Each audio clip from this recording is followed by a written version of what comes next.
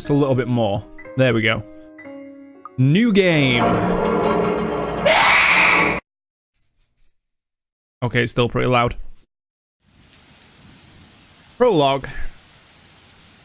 The Ermengarde Mansion. Ermengarde Mansion. It was built for Lord William and Lady Elizabeth Ermengarde of Luxbourne, humble ambassadors of peace and beloved by their people. Both were well known for their compassion and generosity, never failing to extend a helping hand to anyone in need. Under their influence and wealth, what was once a small, sleepy village grew to a prosperous, bustling town. However, the seasons of joy eventually ended when the good nobles perished at the hands of a great plague. Their riches and legacy were henceforth passed on to their only child, Lady Charlotte Ermengarde. The mansion has stood since the 1620s. Fucking old house. A witness to a very long history of joy and pain. After Lady Charlotte committed suicide, the great house was eventually left uninhabited. And that's where it all began. Surrounding villagers spoke of seeing and hearing unearthly things, of cries and howls that filled the night, and hearsay of mysterious woman roaming the hollowed halls aimlessly. People who dared enter its walls were simply never heard from again. Even after 400 years, these stories remain, much like the house itself. Whispers about the once great house, its legend and its curse, still fall upon the villagers' ears. In spite of this, the current owners are convinced that these stories are nothing more than a hoax. With little regard for the truth, they had Briar Realty Corporation place the property back on sale. Like Pandora's box, the secrets that lie inside await to be discovered by a brave soul. No matter what happens, take care to be not consumed by the curse. Good luck. Thanks. Isabella. Hello? Isabella? Are you there? Where are you? Familiar jittery voice comes from the other end. Hey, Rose. I'm at St. Goretti High. What's the matter? What do you mean, what's the matter? It's the mansion, silly. I'm here and you're late. Jeez, we're on shift together. You promised. Oh my god, please don't tell me you forgot. You were planning on leaving me to check this place out on my own, weren't you? Yeah, because it's cursed. You chickened out. Calm down. You know I take my promises seriously. I'd like to believe that. So hurry up and get here. This place is huge. A bit too quiet since no one's lived here since, like, forever, but beautiful nonetheless. Why are you so surprised? This isn't the first time you've been there. I know. I just wish I could live in a place like this. It really Don't takes we my all? breath away. Yeah, well, I wouldn't be so sure about that. Not after the rumors that say it's haunted. Jeez, never mind those rumors. Ghosts aren't real after all. And even if they are, which they are not, they can't do anything. Can't. They're nothing but spirits. You don't know that! They might be listening or watching right now, and they might not be happy with you enough to curse you. No offense, sweetie, but that's a bit of a stretch. Is it, though? Believe it or not, it's better to be careful. Right. You know, not every property we sell will end up with a dead body stuffed in a sofa. And I think that mansion is where we'll likely find another one. I can feel it. Another one? There's already been one with a dead body stuffed in a sofa. One time, Isabella. Loosen up. That's a bit crazy. Wait, just get here ASAP, please. I'm getting... Fine. Let me just finish up here. I'll be right there soon. Okay, see you. Bye. She hangs up before I can respond. Rose, still charming as ever. Who was that? I look up from my phone to see Rebecca. Becca, giving me a questioning look. Oh, that? It's just Rose. Rose? The one you said who trained you for your job back when you started? You're working together again? Just for this property. We've been scoping out that big mansion down Anselm Village after the renovations. Today's sort of its grand opening to the public. The RC wants to give it one last check before we let potential buyers tour it this afternoon. Oh, wait, mansion? That big spooky one you've been telling everyone about? That big spooky one? Didn't you keep saying how it just gave you the creeps? Yeah. You actually went there? And you're going back? Yeah. Well, I did promise Rose I wouldn't ditch her. And besides, a job is a job. Gotta do what you gotta do to make a living. As soon as those words leave my mouth, Becca lets out a soft chuckle. What's so funny? Nothing. It's just that I didn't expect you to say that. Coming from you, it sounds so out of character. I mean, no offense, but you've been freaking out about the place being creepy ever since you got assigned to it. Cursed rumors and all. I love these honestly attempts thought at you'd British back out. accents. Options. Still a little loud. Not all the time. I could really use a huge amount of cash right now, and this is just the fastest way to get it. Plus, listen to this. Briar Realty wants it sold as soon as possible, and the agent who lands the deal is going to get a huge bonus. They never give bonuses like that. Getting that would make life so much easier. They're desperate, I'm desperate, it's perfect. A sympathetic look crosses her face. You know, if you're Ugh. really in urgent need of money, you could have just asked me. Or Ashton. We can always let you borrow, and you can pay us back whenever. I have to keep myself from groaning out loud. In the years I've known her, I can already tell what to expect when she has that expression. Becca! I've noticed that you've been living off instant noodles these past few weeks. Because instant noodles are the best. She crosses her arms and grimaces at the thought. Her voice slightly rises as she begins to scold me. Instantly, I'm reminded why Becca excels at teaching boisterous teenagers. Stop eating junk! They're cheap, but they're not good for you. You'll definitely end up in the hospital if you keep at it. Here we go again. I eat other things too. Hey! I eat other things too.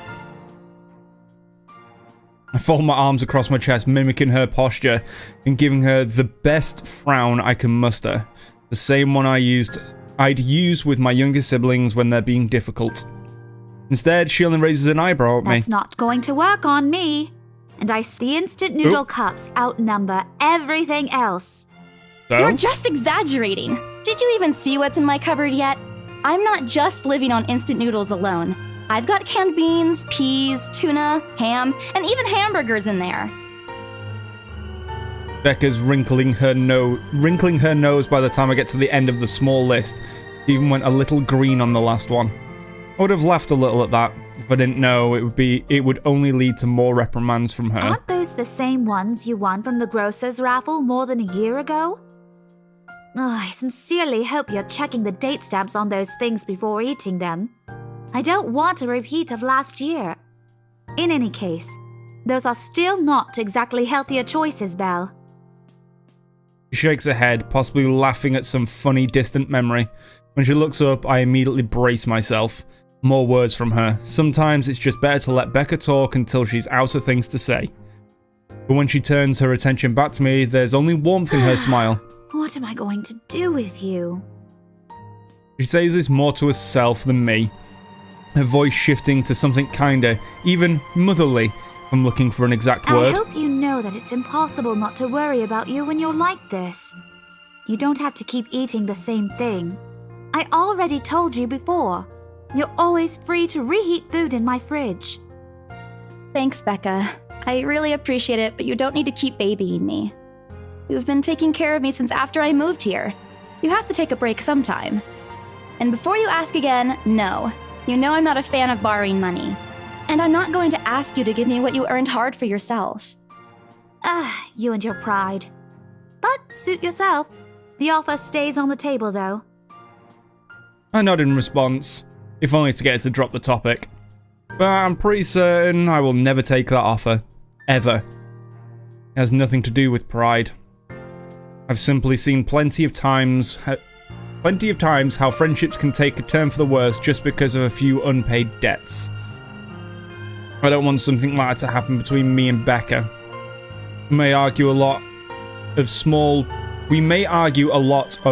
petty things, but she already feels like a real sister to me. I don't want to lose that friendship over something so trivial.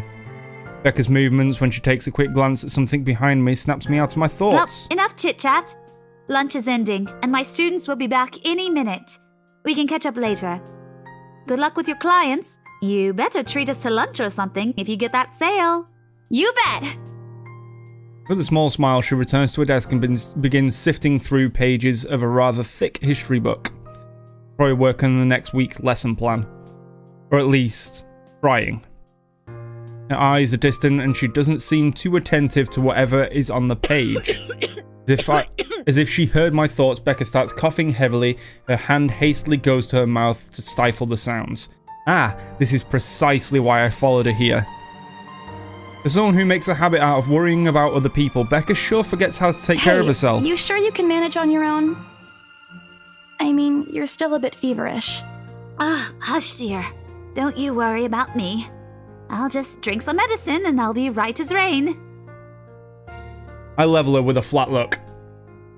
She's had a cold for a couple of days now, something about the strange weather not agreeing with her lately. And despite my advice to take a week off and rest, I found her apartment empty when I dropped by this morning. She even left the medicine her doctor prescribed. Look who's being stubborn now. You shouldn't even be working right now. Seriously, you big baby. I'll be fine. For now, just go to work and stop making that Rose girl wait for you. I'll call you if I still feel bad, and you can come pick me up if it makes you feel any better. She offers me a reassuring smile, and I can only sigh. Why do I even bother? There's no stopping her once she's decided on something. Defeated, I reach inside my bag to pull out the same bottle of medicine she left earlier. She looks at it warily when I place it in front of her. Unfortunately for her, this is one thing I'm not letting her have her way. Alright, but don't forget what the doctor said. Drink this on time. I'll see you later, okay? There's an amused gleam in her eyes when she shifts them back to me. Look who's playing the mother hen now. Rebecca! Okay. I won't tease anymore. Good. I'll make sure to drink it, Mom. Before I can retort, she casts another look at the clock. Take that as a sign to finally end the conversation and my short visit. With a small wave, I leave her alone to her classroom and her thoughts. I hail a passing taxi to take me to the property as soon as I leave the school grounds. The mansion is some ways out to the countryside, but I don't have trouble giving the driver directions. Apparently everybody in Luxbourne City knows of it, including every bit of rumour surrounding the place. In fact, just the mention of its name is enough for locals to give you a cautious, sidelong glances. Sounds like a rolling thunderstorm. I learned that the hard way the first time I commuted there, and it only boosted my belief that there is something more to the house. Even the news of it being renovated and placed back upon the market has caused quite a stir. Thankfully, it died down a few weeks later. The place would have become a lot harder to sell otherwise. I avert my eyes from the window once the buildings shrink in the distance. We get a glimpse of the countryside soon, although a quick glance at my watch tells me we're still a few minutes away from our destination. Might as well get some work done. Rose did ask me to review the mansion's documents. I already looked them over last night, but you never know when things may go wrong. Life has ways of messing up things like that. Halfway through reading the papers, my phone rings again. Pick it up without looking, neatly tucking it between my ear and shoulder. Probably just Rose again anyway. Guess again. That voice. Ash. Bingo. Bingo! Hey, what's up? Just checking if you're still cool later this evening. You mean that thing with Zach? Yeah, he even called in the middle of the night just to remind me. No, don't worry. I didn't forget. I'll be there. Cool, I'll see you later. What time do you get off? Around 6 p.m.? It's the first day of the Ermengarde Mansion's open house, and we're expecting quite a number of potential buyers. I'll be booked— Ermengarde Mansion? You know, the big Jacobean mansion at Anselm Village. I'm on my way there right now, actually. On your own? Yeah? Yeah, well, Rose is already there, but yeah. I see. Looks like the scaredy cat finally toughened up. Shut up! Ash chuckles, and I can't help but roll my eyes upon hearing it. I'll see you later. Drop me a call when you're done. I'll see if I can Asshole. pick you up. Whatever. Bye. Stupid asshole. Always tease me whenever he sees a chance. I'll show him who's tough. Takes a few more minutes until I finally reach the infamous mansion. I have to admit, the entire property does look wonderful from the outside, yet despite all of this, that leaf rustling really didn't sound natural. It has nothing to hide, that it's just something is just wrong. There it is again. The surrounding area is unusually silent, and only the rustling of leaves can be heard as the occasional breeze passes. While Anselm Village is just a few miles away, everybody keeps their distance on purpose. Perhaps out of fear, the horror of falling under the mansion's curse somehow makes me feel sad. The lack of immediate human presence just makes this place all the more eerie than it has any right to be. If it's uncanny in broad daylight, I can't imagine how this place looks at night. Are you planning to go inside that place, Missy? How are you doing? Hello, taxi driver. The voice nearly makes me jump out of my skin. Without completely taking my eyes away from the house, I give the driver a confused nod. Beat passes while I wait for him to say more, but his only answer is a non-committal hum. Blatantly, it occurs to me that he must have been waiting for my payment. I mentally slap myself for spacing out and promptly hand him the fare with an apologetic look. I expect him to leave as soon as I've paid, but there's a hesitant expression on him, as if something hasn't been said yet. Is there something wrong? Look, Missy, I'm sure you've heard what the people are telling everyone about that place. Nobody likes to be disturbed when they're at peace, and I'm pretty sure whatever they say is in their house doesn't want to either. I admit they did a good job fixing it up, but there must have been a reason why even distant relatives of the family who used to own the house never lived in there despite inheriting it. Because it's cursed! No wonder they wanted to get rid of it. Maybe they just didn't like it? Oh, that's wishful thinking, Isabella. You never know. He dries off after, but what he said has left a foreboding feeling in my gut. I breathe out a heavy sigh as I approach the house. After hearing enough of the rumours, I should expect the conversation to take a turn. But I'm already here. Backing out is completely out of the question. Not like I have a choice anyway. I want to get that bonus in commission. One way or another, I've got to sell this property. The door is slightly ajar when I get to it, however, while my own copy of the keys dangle uselessly in my hand. Rose must have left it open when she arrived. That's weird. Maybe the only people here this early, but I've never known her as someone careless. Entering what greets me inside leaves me gaping. They've cleaned every corner, waxed the floor, dusted the antiques, searched every nook and cranny and crevice, and made it spick and span. All for the sake of making the mansion more enticing for the modern-day lords and ladies. And no matter how hard they try, the mansion still looks as soulless as ever. That's really unsettling. Just them two there is unsettling. So I'm guessing... Oh, it did tell me about this place.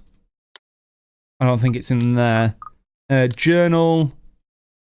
Oh, completely. There's also a relationship tab, so I'm guessing that these names on the left-hand side are probably the characters that we're going to play, seeing as we're starting with Isabella. She looks positively terrifying there. She's got a shit relationship with Hannah and Luke. Ashton's so-so. Same with Marianne. Zachary. Rebecca's has gone up. I'm guessing the choices that I make can affect that relationship. No. I guess there's no way to do. As though it's going to eat you out alive. If you ask me, they should have just listened to the other people, what the other people have been telling them, and leave this place alone. Some things in this world are better left alone, never to be disturbed again. Rose? I call out. Rose, I'm here. Where are you? My voice echoes softly throughout the hallways. Oh, who am I kidding? In a place this big, I don't think she'll hear me no matter how deafening the silence is. She could be all the way on the other side of the property for all I know. Quickly, I reach into my phone and dial her number, but... The number you have dialed has not been recognized. Please check and try again. What do you mean, has not been recognized? Take them all. Thanks, Nathan, for the 3-month sub. And triggering Mr. Oryx himself. Or herself, itself, themself. We were just talking a while ago. It's not like she was eaten by the house, right? Or maybe the ghost did hear us talking and spirited her away, right? Array. Nah. Right? No, Isabella, don't be ridiculous. Probably just wandered deeper into the house and lost signal or something. If you lose signal, it doesn't say that this number is no longer connected. I dial a number again, hoping the call will connect this time. The number you have dialed has Yeah. not been recognized. Please check and try again. That does not happen if someone's out of signal distance. It'll just say this person is unavailable right now. But to no avail. Oh boy. I have a very bad feeling about Rose? this. If you can hear me, please come out. Come on, Rose. This isn't funny. You know this place gives me the creeps. No answer. This isn't going to work. This place is big. She could be anywhere. I need to start looking for her. Take a deep breath before venturing deeper into the mansion. Taking a couple of steps forward, I notice something move above the grand staircase. Chandelier. What the hell? Rose? Rose, is that you? Not funny. I'm leaving you if you don't come out. Not coming out, huh? Fine, I'm going. Okay, that's a lie. She's my friend. I can't really leave her until I know she's alright. Growing desperate, I try and contact her number again. Come on, please, give me something. Please, Lord? Yes, finally. Hello? Rose, I'm here at the mansion. Where the hell are you? She doesn't respond. There's also heavy static coming from her side. Sincerely hope it doesn't get cut off again before I can get an answer from her. Rose, come on. Where are you? A few moments pass until the static eventually starts to quiet down. I'm sick.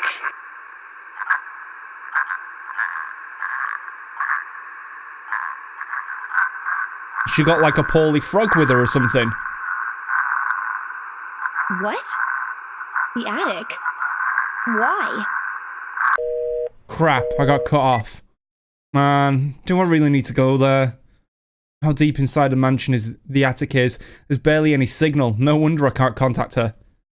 Yeah, just go home. Just, Isabella, just turn around and just go. Why is she still there? Out of all places, she just makes me go fetch her in the creepiest room of this place. If you think it's creepy, just run away. You're doing this to get back at me for being late? Whatever, I'll just go. Sooner I meet up with her, the sooner I'll feel better about being here. Carefully make my way up the staircase. My legs wobble as I mentally curse the fact I've chosen real estate instead of picking a career that doesn't involve strange, abandoned houses. Upon reaching the top, the grand hallway greets me. Branches out to the two major wings of the mansion, east and west. Oh, the leaves are happening again. There are two attics here, one on each side, but the east one has been converted into a storage room of sorts, and somehow I find it least likely for Rose to wander there by herself. Besides, she never did like going into stuffy storage rooms. So I head towards the west wing in first, where a simple wooden door at the end of the hall opens to a small room. Inside is another set of steps leading to the second attic. Unlike the grand staircase though, the stairs to the attic are steep and narrow, made of old stone and covered with a thick coating of dust that kicks up in the air with every step. Thank God it's still daytime. If it wasn't for the light streaming through the door behind me, I might easily stumble and fall. With how old the place is, there are no light fixtures to illuminate the cramped passage up. Why didn't they bother to add one while they were renovating escapes me? Sheesh, they did it with the rest of the house. Small bedroom welcomes me at the end.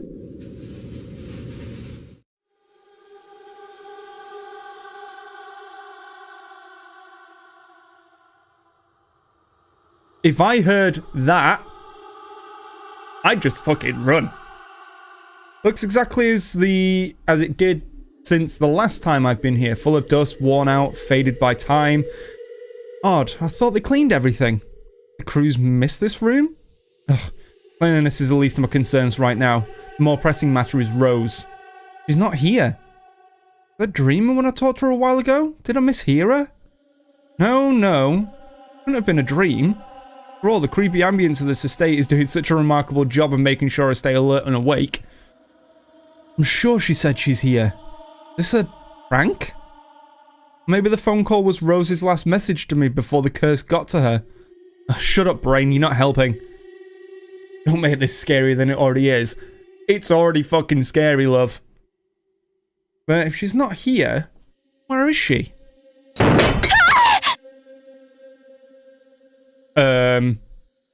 Hell was that? That's it, I can't do this anymore, I'm leaving. Must have angered the spirits living here. I knew disturbing this mansion was a bad idea right from the very start, but nobody listened. He fucking realistically said, I think I'm cuckoo because I believe in curses and ghosts and all that. Me and my outlandish backwater country beliefs. I've always strived to be a model employee, not this time, no. I'm turning back for the sake of my sanity. Briar Realty can find another agent who's more fucking realistic to tour people around this haunted house. Before leaving, I take one last look at the gloomy old room, just to check. What's this? My worries about Rose's whereabouts must have caused me to miss it when I first entered this room. There's clearly something on the floor. Looks like... A letter? You mean, like, the title of this game? The letter? Lying on the ground just a couple of inches away from my feet. Out of sheer curiosity, I lean down and pick it up.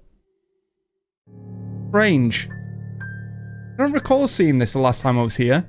A few days back, me and the few other agents inspected the mansion to prepare for today. I had been the last to look inside the attic and leave. This certainly hadn't been there before. So I must have left it in this room since then. Did Rose leave it for me? What was that crash? Here a while ago?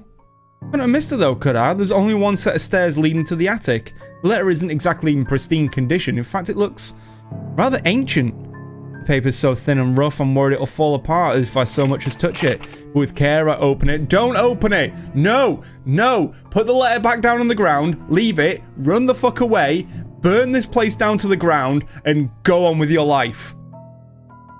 I open it, and what I read shakes me to my core. What? Help me! Oh my God. Help me! Help me! Help me! Help me! Help me! Help me! Help me! Help me!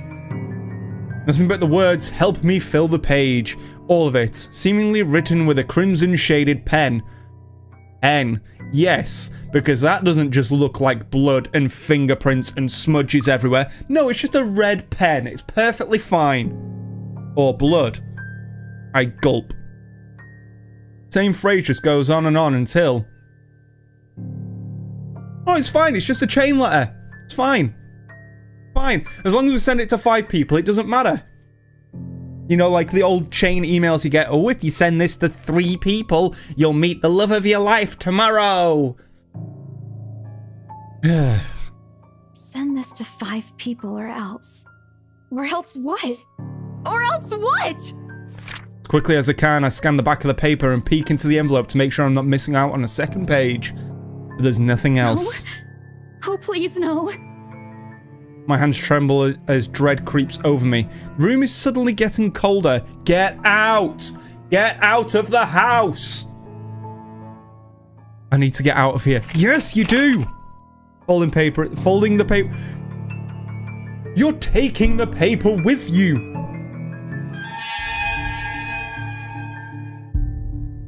Hi? A pair of blood-soaked feet enter my field of vision, covered in gaping wounds with skin eaten away to reveal flesh, bone, and all manner of things that one isn't meant to see. Too much. All of this is too much.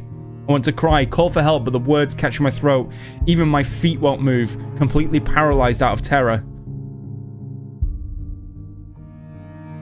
Oh Lord, please help me. I need to face it. Whatever these feet belong to, I need to face it. And if I'm gonna die, if they are going to kill me, at least I'll know what my killer looks like. Hold comfort. So with a deep breath, I summon every ounce of courage. Oh Whoa, Jesus fucking Christ.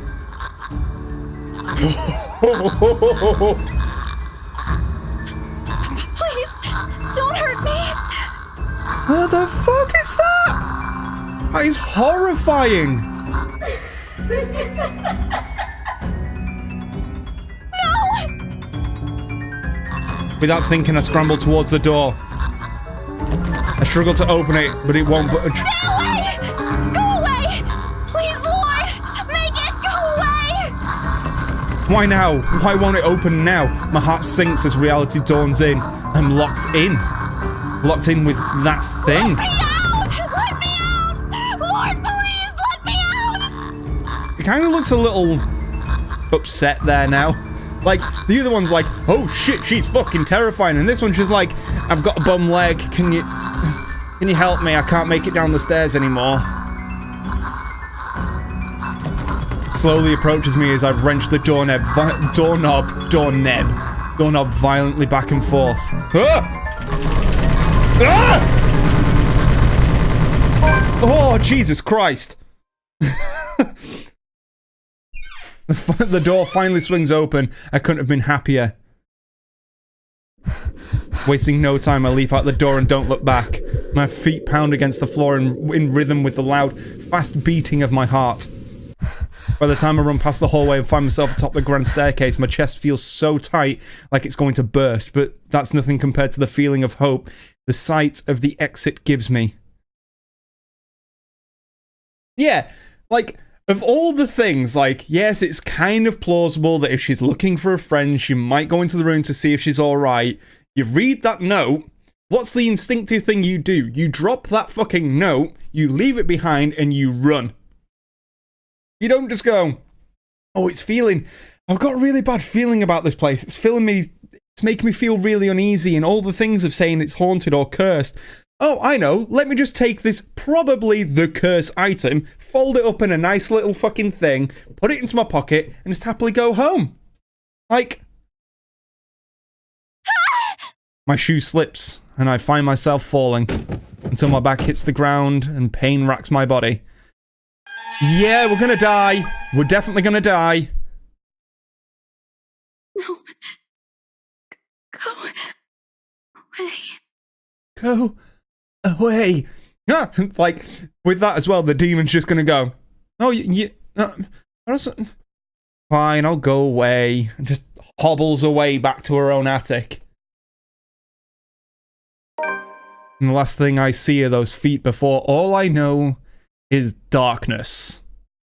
We're gonna get the extreme anime intro. ... I don't know how loud this is gonna be, so I apologize if it's really loud. Oh shit, that is loud. Ugh. Hopefully it paused it.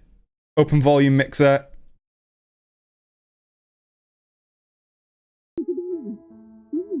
What? No! No! No! Hold on. YouTube. Give me that opening.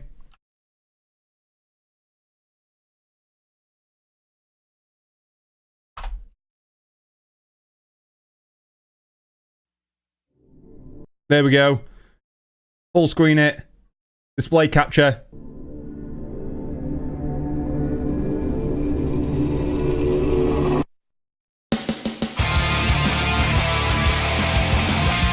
Extreme Animu!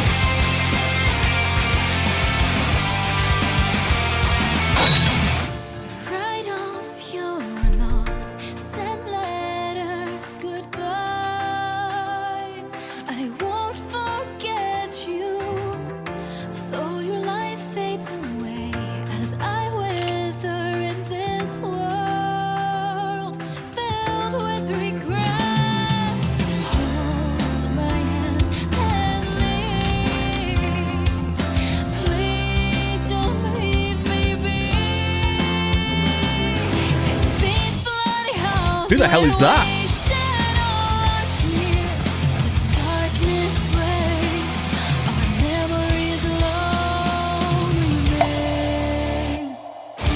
I reached out beyond the curtain black. I'm into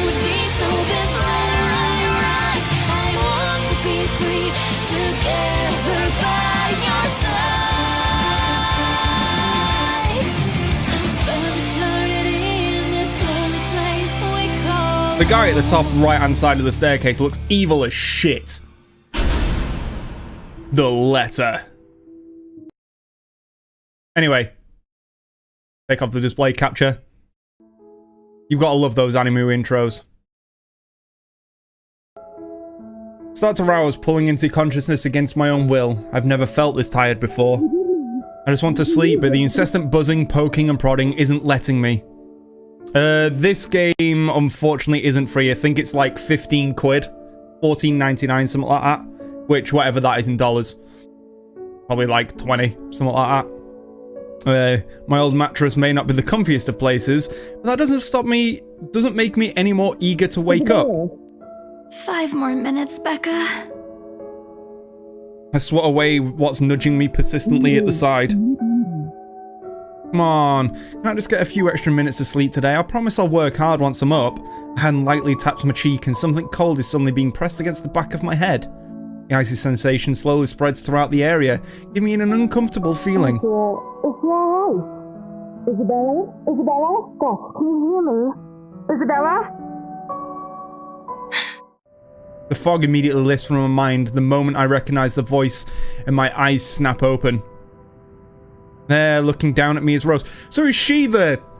You know, in the intro sequence, the one which is the dramatic slow walk with torn clothing. Is it her? There, looking down at me is Rose. Another woman loiters beside her, but my attention is too focused on my co-agent to even ask why there's someone else with her. Rose's posture just screams worry. Although she's keeping a straight face, or at least trying. Can't help but feel bad for making a fret. A wave of dizziness washes over me as soon as I try to get up, forcing me to lie back down again. Luckily, the feeling subsides with a few seconds, until only the mild throbbing somewhere at the back of my head remains. With a little assistance from Rose, I push myself upright. She hands me an ice pack and gestures for me to press it against the small ice where I suspect a small bump has already formed. The light ache in the area indicates anything. Isabella, where are we? The Ermengarde Mansion. The Ermengarde Mansion. Ow, my head. And the date today? October 21st? Rose. Last one. Can you count to 15 in reverse order? 15, 14, 13, 12-teen. No, that's wrong. 12-teen. I don't understand as well. Can you count to 15 in reverse? Do you mean, can I count to 1 from 15? I'm not counting to 15, I'm counting from 15. Why are we doing this? She's just checking if your injury is in any way serious. An Irish lady. This time I curiously regard the woman standing beside Rose. It's impossible to overlook her. With the way she towers over us. And here I thought Rose was already tall. Who is she anyway? One of the remaining cleaning crews? With how privileged dressed she is, I don't think anyone would want to clean in a suit. An expensive suit at that. The gloves alone must have already cost a fortune. Her eyes slowly shift between me and Rose, considering us with an almost unreadable expression before finally fixing a sharp gaze on me. Can't help but fold my arms protectively over myself as she does. She may be far from the cleaning crew, but she certainly looks like our supervisor during an evaluation. Just do it, please. I eye them both warily, but recite everything as she asked. Rose releases a breath of relief once I'm done. You scared me for a moment there. I was about to call for an ambulance. Are you alright? Exasperation soon replaces the dull ache. The memory's a little fuzzy, but the attic and... There was someone, Rose. In the attic. Someone? You mean a client? Oh, that's unlikely. It's probably just one of the cleaning crews. The boss sent a few of them back this morning for some last minute... It definitely wasn't one of the cleaning crews, unless you hire ghouls in Briar Realty. No, not any of those. I'm not actually sure. Wait, didn't I call you? You said you were in the attic when you answered. That's why I went there in the first place. Both Rose and the lady look at me like I've just grown another head. Did I say something weird? Rose quickly cast an apologetic smile at the woman before the awkward silence stretches on further. The saleswoman smiled, the same one she taught me back when I was still her trainee. I should show this to troublesome clients or just avoid trouble in general, she advised. It's also the same one she gives me when I've done something particularly absurd that may cause us to lose a potential sale. Her eyes are serious when she turns back to me. Takes both my shoulders, gently squeezes, and with as much patience as she can muster. As much as I'd love to have gotten at least a heads up of your arrival, I didn't really get a call from you. You know, signal here is absolutely horrendous. I was in the garden earlier and couldn't even make a single call. Isabella, I'm going to ask again. Are you really all right? What happened?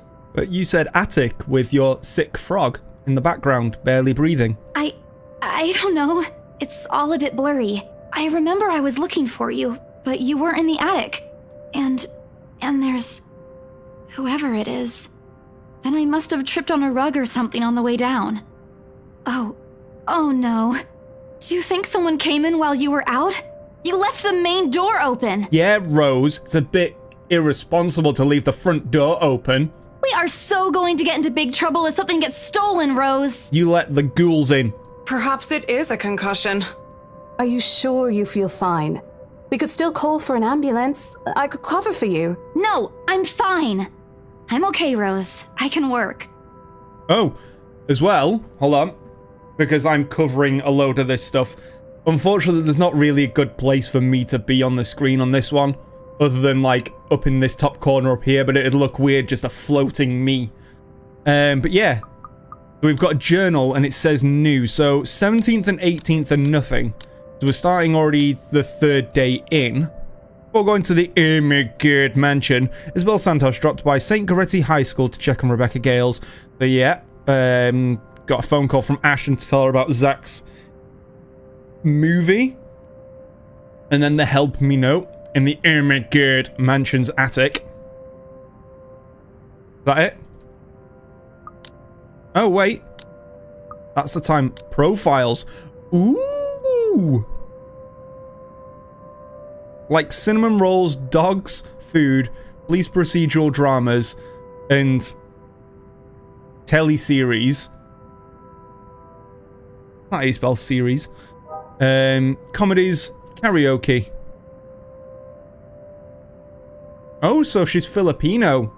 And a Roman Catholic Filipino. Undiscovered journal entries. So I'm guessing they'll probably come forward once we get them as a playable character. Was encouraged by her father, however, the man was diagnosed with a terminal illness. She had to stop studying to make money. It was Isabella's aunt who helped to get work overseas in order to earn more money than any local job could get her. Rose Cooper became her mentor. Been blah blah blah blah. It's been 5 years since she met a neighbor. Rebecca met Ashton, and later Zach through Ashton. So Isabella, Zach, Rebecca, and Ashton are all friends. Marianne, Hannah, and Luke are 3 completely different people. But who are you? Wait. Hold your horses, Rose. I can't just miss an important sale because of a minor bump to the head. An extremely minor bump. I've had worse when I was a kid. This is nothing. Besides, if I leave, you'll have to shoulder everything in the open house. Alone. Well, there's also the part I may lose that bonus that BRC promised. That's completely beside the point. Rose gives me a skeptical look when I return the cold compressed to her and push myself off the floor. I have to use the staircase railings to steady myself, but otherwise I feel fine. See? I'm A-okay. Sure. The two of them exchange a worried glance and Rose assumes a contemplative look. I bite my lower lip in anticipation if she says no. All right, you in. A smile threatens to slip out If from I me. see that you aren't feeling well, I'm taking you personally to the nearest clinic to have you checked. Clear? Clear as day, ma'am. Thanks, Rose. You insisted. But remember what I said. First sign of you looking not okay, and we're off. No questions asked. It's just a small bump. Don't worry.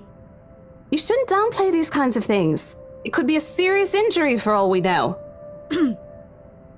Suddenly, a small cough sounds against the walls of the foyer, interrupting our banter. The woman is looking expectantly at the two of us, her stare making me shrink back a little on myself. Isn't really intimidating? Well, she is. But not in the scary, negative way. Far from it, actually. Her demeanour simply commands an air of sophistication and respect. In a different world, a younger me would have probably wished to be like her. At a lack of our response, she coughs again, lifting a well-trimmed eyebrow at me in question. Words get caught in my throat at the sight of it, and Rose, as usual, is swift to catch my blunders. My sincerest apologies, Miss McCulloch. Marianne McCulloch. McCulloch. Marianne McCulloch. Charlie Rose Designs at Xmail. So we're in England, because it's plus 44. She hands Rose her business card. Words interior designer catch my eyes before my partner flips it over. Oh, probably someone interested in the mansion for its 17th century influences then. I won't hold it against her though. Despite the hearsays and remaining uninhabited for years, the mansion's original fittings and furniture have been kept completely intact and restored to pristine condition. I suppose some people find that trip to the past feeling appealing. After all, with what it offers, this place could also be a haven for people looking to live somewhere with a classic historical charm. Miss McCullough. I'm Rose Cooper, and this is my partner, Isabella Santos. We're just ironing out a few things, but we'll be starting the tour soon enough. In the meantime, we've prepared some refreshments for you in the parlor while you're waiting. If you could please. Thanks. There's no need for it, though. I just dropped by for a quick survey of the place. I thought I should check the estate before I meet with the homeowners. Homeowners? Rose's confusion is impossible to miss when she glances at me, and I return it with an equally perplexed look. And against my better judgment, I blurt out the first question that comes to mind. I'm sorry. Homeowners? I should have kept my mouth shut. Flash of irritation crosses her face, but it instantly disappears under a mask of professional detachment. Yes. Hannah Wright? I was hired by her to handle the interior design for their newly bought home. Sorry to tell you, love, they probably haven't bought it yet. This is the Ermengarde mansion, right? Ermengarde mansion. It is, but... She pauses, possibly trying to find the right words to fix an awkward situation without offending someone. Suddenly, Rose nudges me with her elbow. We'll check with our supervisor. Those few moments have given me enough time to clear my head of any nervousness or confusion clouding it. Our relationships have increased. Marianne. Ooh. We're on good terms with Marianne now. It is, ma'am, but we weren't aware the mansion has already been sold. What do you mean? I almost flinch when she turns her gaze to me, but I stand ground. Besides, it isn't like I haven't dealt with an awkward situation like this before. I may screw up at times, but that doesn't mean I haven't learnt a thing or two in the 5 years I've worked in the business. The mansion is indeed for sale, ma'am. Today's the open house, in fact. However, we haven't heard anything from the higher-ups that a deal has already been closed for this particular property. If you'd like, my co-agent and me can check with them right now. She nods, seemingly in deep thought after I've finished. She appears to be a reasonable person anyway. Given the proper explanation, she'll surely understand. I thought something looked odd when I arrived here. Excuse me, I think I need to make a call to my secretary. Thank you for your assistance, Miss Santos. With a slight wave of her hand, she leaves us. Seems to be the end of it. Both Rose and I breathe a sigh of relief. Disaster averted. I also don't miss the thumbs up she gave me for doing a good job, and I can't help but swell with pride. Still, I've already prepared myself to dial a number to our Luxbourne office and check even if she didn't ask for it. I will be very frustrated if for some reason something has already been decided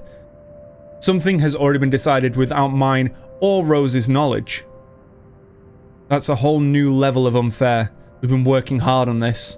Moments later, Miss McCullough returns, looking a little frustrated but with an apology clear in her face. Feel a little sorry for her having to go through all this trouble. There seems to have been a little misunderstanding with my client. If you'll allow it, I'd like to stay and wait for them here.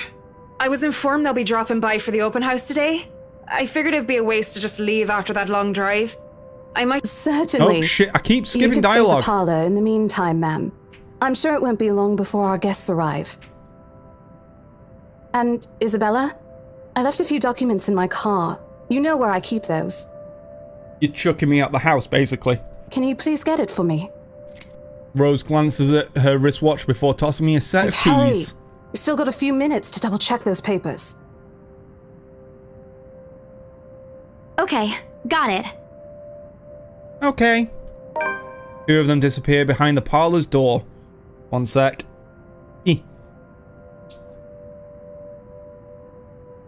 Their departure brings it with it a stillness. It's a stillness to keep me company. Neither welcoming nor comforting. Alone like this, it's impossible not to think of what really happened, which the memory isn't as elusive as it normally is. And then again, Rose already said she didn't receive a call from me. Was it just paranoia, a temporary lapse of after having heard all those tales about this place? Probably. I want to think of it as such. Better to think of it as such, so I can work in peace. Except a small part of my mind begs to differ, and if I'm going to be completely honest with myself, I want nothing more than to leave this place as soon as possible. I don't know what's in this house, and I don't want to know. The keys Rose have just handed me dig into my palm. Its jagged edges create shallow ridges on my skin from how hard I'm clutching it. The reminder of what I still need to do and why I've taken this job in the first place. Hugging my blazer closer to my body, I exit the house to get what Rose asked of me. Just a few more hours, Isabella. Sell the house, get the money.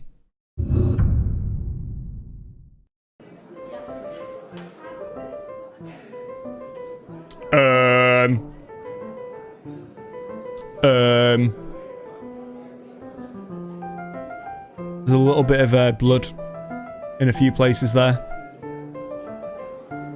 It's a little unsettling. A flock of people have already gathered in the mansion's front yard by the time we officially open the doors.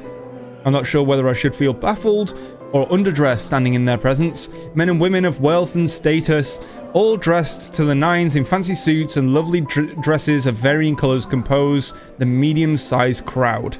Their necks, arms, and fingers are adorned with silver and gold glinting in the afternoon sun.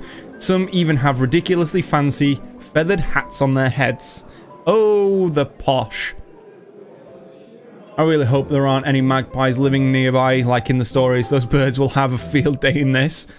They're murmuring amongst themselves, looking at the estate's facade appraisingly with some argument about whose mansion has the superior architecture. But most of it stops as Rose calls for their attention. They don't look too pleased with being ordered around, but what can they do about it? Ladies and gentlemen, I'm Rose Cooper, and this is my partner, Isabella Santos. We'll be taking a tour of the mansion in 2 groups. Please make sure you filled up our sign-in forms before joining a specific group. Those who want to look around the first floor, please follow my partner. I'll be guiding the ones who wish to see the ground floor. Yeah, because we're never going upstairs ever again. Hearing this, a few wonder to me. They're mostly old ladies who seem daunted at the idea of climbing all those stairs. Miss McCullough also joins our group, but what really catches my eye is the elegantly dressed pair she approaches. It's so nice to finally meet you. When Chief Inspector Lee mentioned that a famous interior designer is in town, I knew I had to get you. The evil man at the top of the staircase. Your confidence in my skills is very flattering, ma'am. I'm sure you won't disappoint, Marianne. He even sounds like a fucking sleazy arsehole. Oh, you know each other? Not at all, ma'am. You mentioned something about a Marianne on our way here, darling? Oh, yes, I think I did. Also, I do have to point out, it's an anime kind of game. Boobs.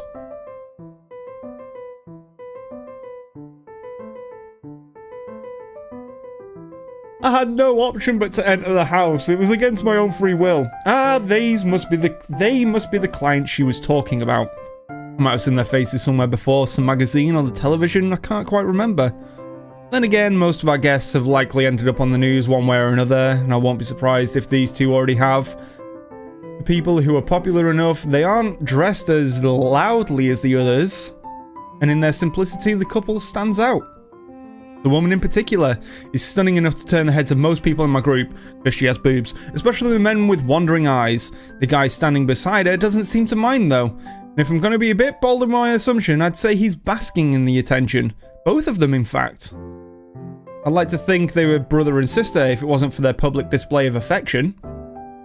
The matching rings on their fingers just cement the fact that they are indeed a couple. You are my only sunshine. Daw. Whatever. Couple of note, what's important is that I get this deal closed before the current owners can even think of cancelling the listing. I just hope one of the people in my or Rose's group is brave enough and generous enough to buy this mansion. And so, with papers in hand, I lead the way. When they aren't whispering among themselves or going ooh, ah over one thing or another, they ask questions. From how the restoration process went to the history of the place, I answer them all, more than happy to talk about the art pieces and architecture mostly. However, I'm careful not to mention anything about the urban legend. Not a good material for sales talk, even if the entire population of Luxbourne knows about it. Some of the furnishings here are actually the 17th century originals, all of which have undergone a painstaking restoration process just to return its original beauty. Even the glass thing. Colorful ones. Oh, I don't know, but you get the idea, I hope. You mean the stained glass window? Especially that one, ma'am. It is said to be a gift commissioned by the fiancé of Lady Charlotte Ermengarde. You know what's really unsettling as well? Her face.